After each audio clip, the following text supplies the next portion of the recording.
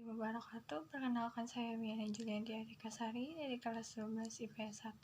Saya di sini akan menceritakan tentang sejarah dekret Presiden 5 Juli 1959. Langkah pertama dilakukan pada 6 Mei 1957 saat Presiden Soekarno membentuk Dewan Nasional untuk mewujudkan konsepsi Presiden 1957.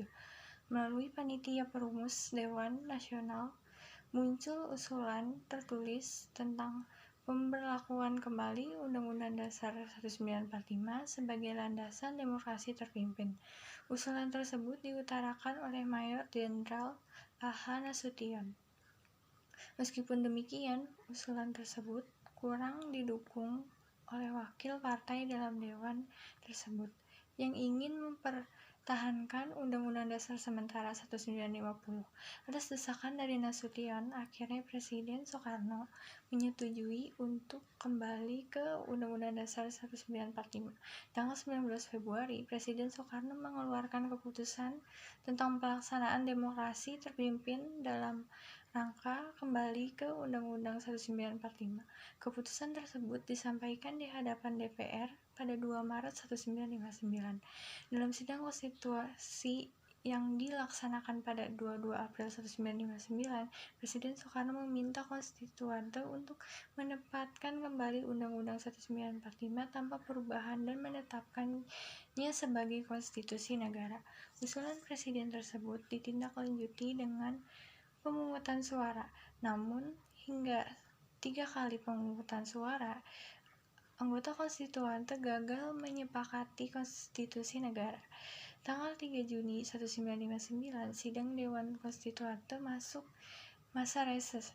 Beberapa fraksi dalam Dewan Konstituante menyatakan tidak akan menghadiri sidang kecuali untuk membubarkan konstituante tersebut.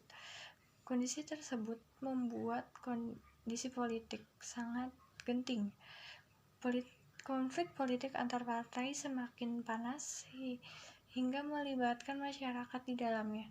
Selain itu, ada juga beberapa pemberontakan di daerah-daerah yang mengancam kesatuan NKRI. Untuk mencegah terjadinya akses politik sebagai akibat ditolaknya usulan pemerintah, maka A.H. Nasution selaku penguasa perang pusat mengeluarkan PEPRPU 040/1959 atas nama pemerintah yang isinya larangan adanya kegiatan politik termasuk menunda semua sidang Dewan Konstituante.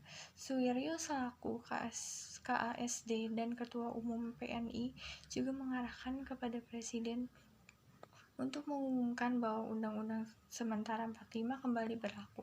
Tanggal 3 Juli 1959, Presiden Soekarno kemudian mengadakan pertemuan dengan Dewan DPR Sartono, Perdana Menteri Juanda, anggota Dewan Nasional Roland Abdul Ghani dan Muhammad Yamin, dan Ketua Mahkamah Agung Mr. Wirjono P. Rojodikoro.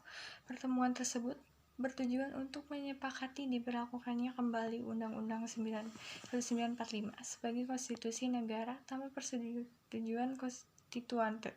Persetujuan tersebut kemudian dilanjutkan dengan pidato singkat Presiden Soekarno yang dikenal dengan nama Dekret Presiden 5 Juli 1959.